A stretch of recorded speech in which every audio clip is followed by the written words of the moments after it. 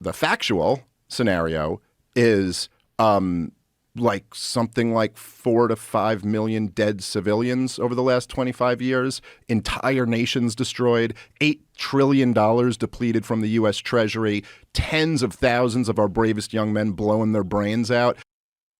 So recently, Dave Smith was on the Joe Rogan Experience to talk a little bit, amongst other things, about the catastrophic consequences of U.S. involvement in Ukraine and militarism across the globe in general. And maybe the most interesting part of this is him discussing the common justifications for that kind of policy. So Dave's great. Let's watch it. Let's react.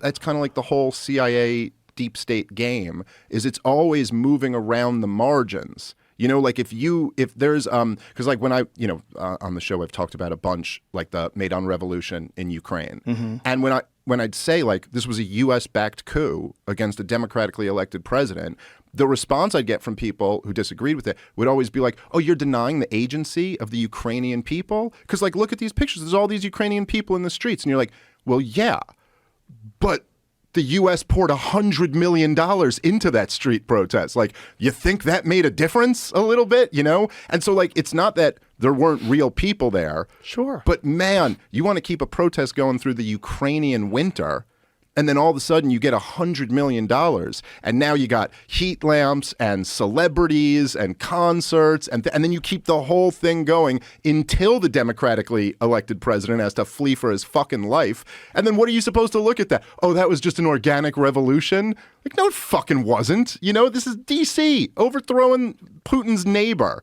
And, you know, they don't like that detail because then it fucks up the whole unprovoked people narrative. don't. Yeah, absolutely. USA dumped money into the Maidan entertainment and the rock concerts that were going on in, you know, the coldest part of the Ukrainian winter from 2013 to 2014, culminating in the Maidan Revolution and Yanukovych getting out of there for good. Dave's completely right here. It wouldn't be denying the agency of Ukrainians to say that the U.S. clearly tipped the scales monetarily and financially in that way.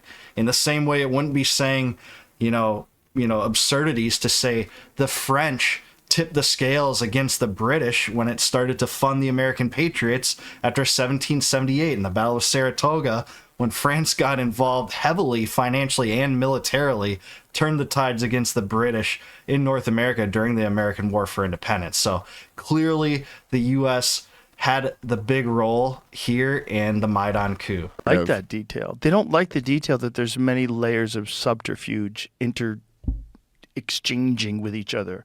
There's just so much money and so much influence, and they're so good at it. They've been doing it for so long that they can get Time Magazine to write an article saying how it's good. Yeah, it's great. It's good that we saved the 2020 election.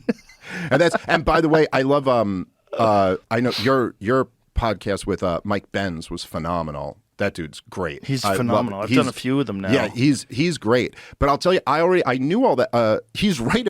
What do you guys think about Mike Benz? I'm not that familiar with him, actually, though what I've seen looks good. Let me know in the comments if you would like to see reaction content to some of his stuff.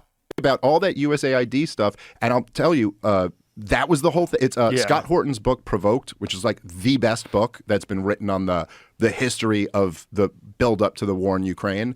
And it's all in there, dude, if you want. It's all footnoted, but it's like, yeah, they're the ones pumping all this money in. And then they make it out like when you try to cut it, they're like, oh no, we were just helping some kids get on a school bus over here and overthrowing the democratically elected government in Ukraine. You know, like we did all of that. That's so true. And I have to second this. Scott Horton's book, Provoked, Unprovoked, is the best book on the whole Ukraine-U.S. intervention from the Cold War leading up to U.S. involvement deep into 2014, the Maidan Revolution, and then from 2022 on. That Horton book's fantastic. And Dave's so right about USAID. You know, before it was dismantled, there was such a niche amount of people, like libertarians and anti-war dissidents, that even knew what USAID was, because the dissidents and anti-war activists I know knew of it as the CIA's financial regime change wing. But Joe Blow didn't really know that. The people that Rachel Maddow were not that familiar with this organization. It certainly didn't have the notoriety of the FBI, CIA, etc. But they were programmed to be against it from the start, and it's always that sad humanitarian sob story, which probably accounts for nothing in the grand scheme of things, and would be better taken care of if it wasn't government doing it, trying to force charity down our throats, when we know this is just a regime change operation. It's a regime change agency. Well, that's the beautiful thing about USAID. It's like they had the money to do all this stuff. There's the money to do essentially whatever they want all over the world. And the way Mike Benz describes it as the stuff that's too dirty for the CIA. Yeah. Yeah. Well, and so they can have plausible deniability too. Because what are you talking about? Non-government organization. Yeah, there you go. That's totally right. Yeah, exactly. It's like in the name. They might as well call it. They're like, we're not the CIA. The good guys. We're just George Soros's NGO, not the CIA at all. Totally removed. But also the thing is that, when you look at the actual money, because sometimes they'll kind of point out that they're like, oh, this is a very small percentage of the budget. And it's like, yeah. It's tiny amount of money. Well, right. It's a small percentage of $1 billion. Our budget. Yeah. But our budget, I know the entire GDP of Russia is like $2 trillion. The entire economy. And I don't know what Ukraine is, but smaller than that.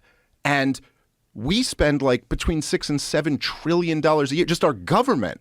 So when you're talking about flooding in $100 million, flooding in a few billion, I think it's $5 or $6 billion since 91 we've put into Ukraine. That may not sound like that much money in the context of America, the biggest economy or the second biggest economy in the world. But politically, in a small country like Ukraine, that moves mountains. That changes the entire landscape when the world empire is pumping that type of money in. That's so true. The dollar goes a lot farther in Kiev than it does in Los Angeles. So this is undeniably true. What do you think the world looks like, though, if the United States doesn't do that? So if the United States doesn't, this is like the Mike Baker perspective, right? Mm-hmm.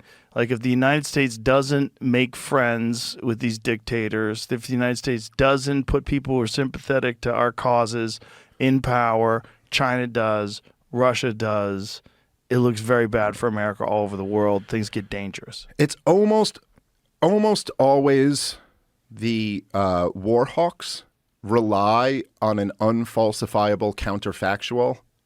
So it's like, oh, but if we didn't do this and we ran the counterfactual, it would be this crazy other scenario that's somehow even worse than this. It's always a Hitlerian empire, a new Third Reich, a new Nazi conquest combined with the Holocaust. That's always the counterfactual they use.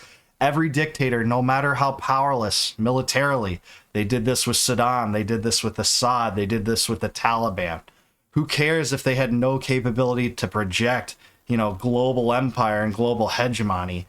But they still use that counterfactual every time. Right. Now, the problem with that, from my perspective, is number one, the factual scenario is something like 4 to 5 million dead civilians over the last 25 years, entire nations destroyed, $8 trillion depleted from the U.S. Treasury, tens of thousands of our bravest young men blowing their brains out. So, if you're relying on this unfalsifiable counterfactual, but it would have been worse if we hadn't fought a war in Iraq and Afghanistan and Syria and Libya and Somalia and Yemen and all these places over the last years.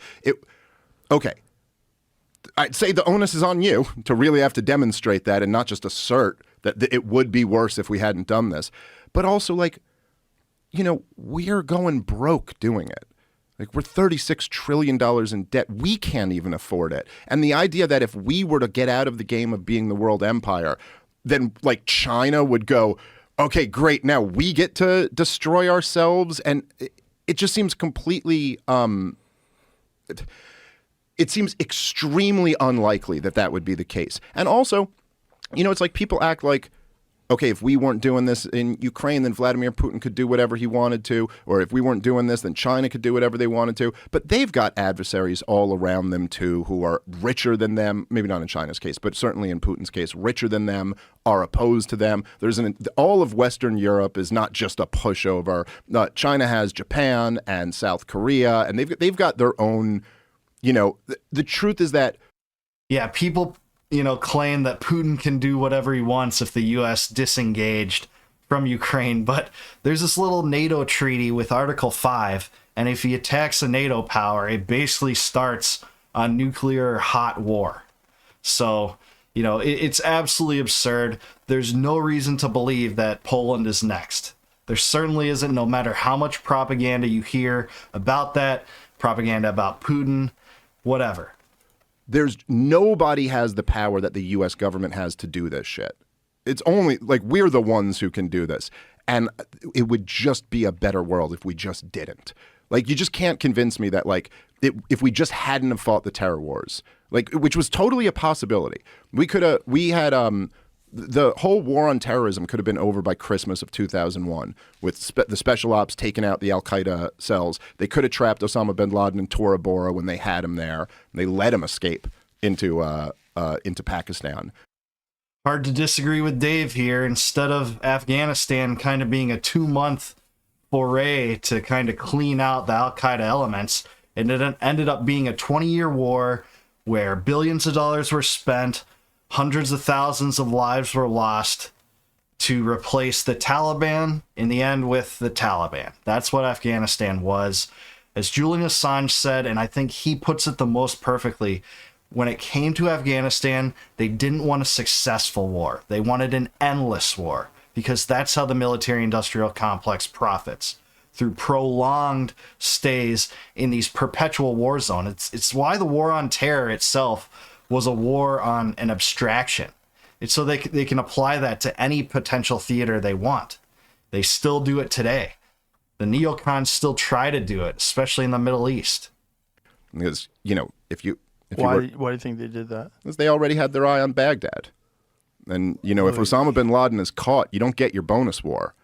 You know what I mean? He's got the whole war propaganda for invading Afghanistan. It wasn't, everyone remembers WMDs, but it wasn't just that claim. It was the claim which Dick Cheney and George W. Bush and all the neocons pushed real hard, was that he was in on 9/11. Now, this totally fell apart because it was never true, and they knew it wasn't true. But the claim was he's got these weapons, and he could hand them off to the terrorists, and then, what was the Condoleezza Rice line was like, we don't want the warning to be in the form of a mushroom cloud or something like that. Yeah. Like the fear was they're going to nuke Kansas or whatever. As soon as Saddam Hussein gives the weapons he doesn't have to the terrorists he's not friends with.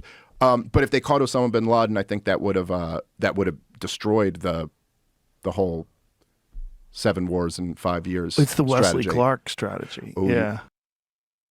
Absolutely. And for those not familiar, Wesley Clark revealed that he had gone into the Pentagon shortly after 9/11 and been exposed to plans saying that the U.S. administration planned to topple 7 regimes in 5 years. And the only one on that list that hasn't been toppled yet is, you guessed it, Iran. And it just so happens, by sheer coincidence, that the current deep state and the Trump administration sure do seem to have their eye on regime change in Iran, and at least rattling sabers with Iran. And that would be a devastating thing should it happen. Dave's spot on here as always. The U.S. empire is a disaster. It's paid no dividends for citizens. It's made us less rich. It's given soldiers PTSD. It's stretched our military far too wide. It's cost, billions of dollars, trillions of dollars actually, that has to be printed, and thus inflation occurs because they essentially have the central bank print that money out of thin air to finance it, even when we're now in $36 trillion debt.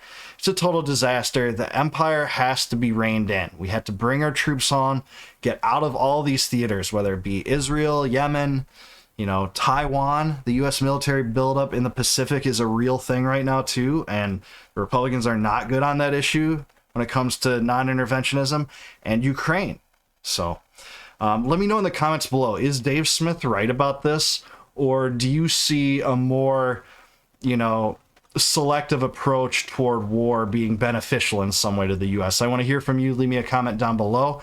Till I see you guys next time, no more war, no more debt, no more inflation, and no more empire. Take it easy, guys. Peace out.